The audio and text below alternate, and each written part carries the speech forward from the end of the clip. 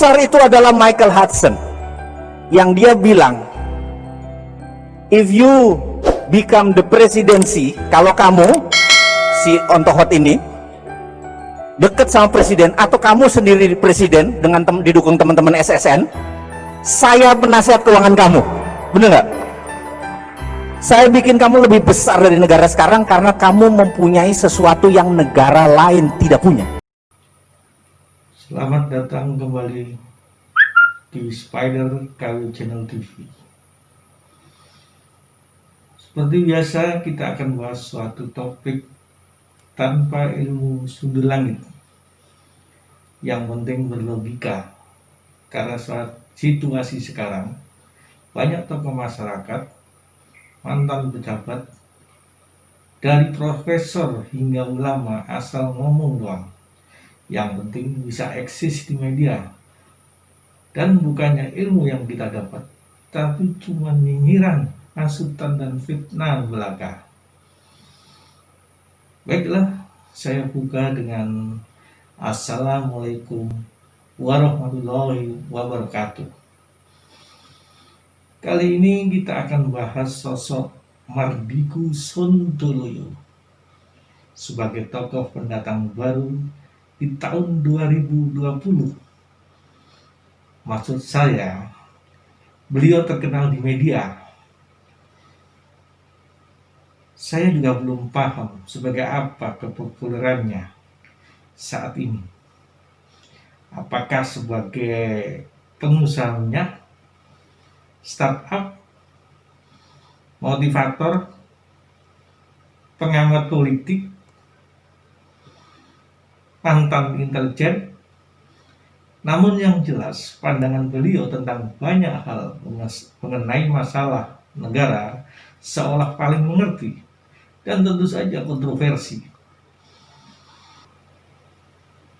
Kontroversi karena pandangan dan kritik beliau banyak masalah, membahas tentang masalah negara, baik mengenai geopolitik, geostrategi, dan kebijakan pemerintah lainnya. Menurut saya, munculnya sosok Mardigu Sontoloyo merupakan role model bagi oposisi independen. Maaf, jangan diartikan sebagai calon independen ya. Karena kalau toh bisa jadi presiden, nggak punya dukungan partai, dia mau kritik pandangan alkeminya, belum tentu juga bisa direalisasikan. Bukan begitu, bos. Mengapa sebagai role model oposisi? Karena kritik dan pandangan yang menentang atau berbeda dengan kebijakan pemerintah bukan hanya asal-asul aja, seperti mereka yang bangga disebut kaum oposan selama ini. Tentu Anda paham kan maksud saya. Tokoh-tokoh yang bangga menjadi oposan, tapi nggak pernah jadi presiden. Dia juga mempunyai banyak pemahaman disiplin, pengetahuan, dan referensinya, serta memberikan solusi tentang kritik yang dilontarkannya. Mungkin saja cara oposan independen ala Mardigu, maksud saya bukan gerombolan oposan ya, suatu saat bisa menjelma menjadi incaran kuda hitam bagi gabungan partai politik kecil melawan partai mayoritas. Oke, kita simak cuplikan video ini.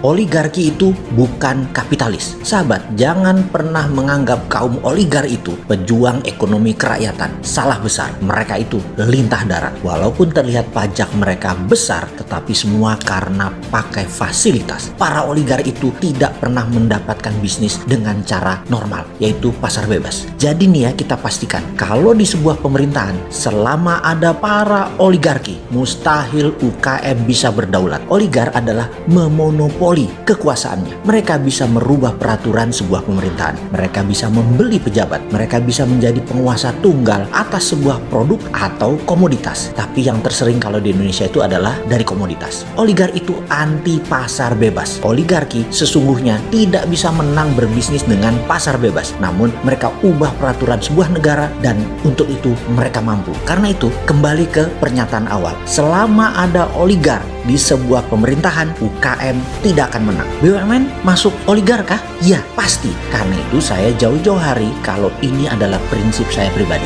Yaitu saya mengatakan saya anti negara berbisnis. Karena itu pelanggengan oligarki. Dan itu anti ekonomi kerakyatan, anti UKM. Tidak mungkin sila kelima akan terjadi di Indonesia. Yaitu keadilan sosial bagi seluruh rakyat Indonesia. Tidak mungkin. Bullshit aja bisa nolong UKM, bisnis kerakyatan, namun masih ada BUMN dan oligarki swasta berkuasa. Itu adalah sebuah prank besar. Kalau ada pejabat mengatakan bisa mengangkat UKM dari tidur panjang selama ini untuk bisa bangun, berdiri, dan berlari menguasai dunia. Oligarki akan berusaha mematikan persaingan dan mematikan liberalisme pasar bebas. Bacanya adalah menggembosi dan membatasi UKM. UKM harus hilirnya mereka. UKM boleh bikin gerobak mie jutaan, tapi mie-nya dari mereka. Boleh punya warung bakso jualan, tapi dagingnya dari mereka. Boleh punya kafe, kopi ratusan ribu tumbuhnya, tetapi kopinya, gulanya dari mereka. Itu oligarki cara bekerjanya. Kita udah muak dengan model kaum us-usan selama ini yang celometan nggak jelas. Saya sebut kaum us-usan karena sejak reformasi yang bersuara lantang dan asal beda dengan pemerintah, basicnya hanya perorangan, namun membentuk suatu gerombolan. Sedangkan partai yang menganggap oposan justru hanya kesannya memposisikan asal nggak ikut atau bergabung dalam pemerintahan, sehingga mengklaim tidak ikut andil dalam merumuskan kebijakan oleh pemerintah. Tetapi nggak berusaha juga memberikan pandangan yang meyakinkan kepada masyarakat mengapa berada di luar atau berbeda visi misinya dengan pemerintah terpilih oleh rakyat. Video tadi Bang Mardigu Suntoloyo membahas oligarki secara luas yang hubungannya dengan ekonomi. Bagaimana pendapat Anda kaum gerombolan oposisi menyikapi isu oligarki ini? Sebagai masyarakat, saya ingin tahu Anda menyikapinya. Mungkin yang pertama bisa Bang Rocky Gerung, si pemilik otak dungu, menanggapinya. Jangan hanya bermain aman oligarki di Solo dengan otak kosong yang dibesar-besarkan. Sekali-sekali bahas oligarki ala Mardigu yang agak berat dikit dong. Bagaimana memberantasnya? Ya ramai jagat raya mengenai BUMN dibubarkan saja semua. Saya sangat apresiatif dengan cara Bang Mardigu dalam menentang berbeda pandangan dan melontarkan kritik keras kepada pemerintah dengan cara elegan, santun, dan paham dengan konteksnya tanpa perlu menyerang personal dan membunuh karakter yang dikritik serta menghasut masyarakat. Walaupun kesannya kontroversi, tapi itu hal yang biasa.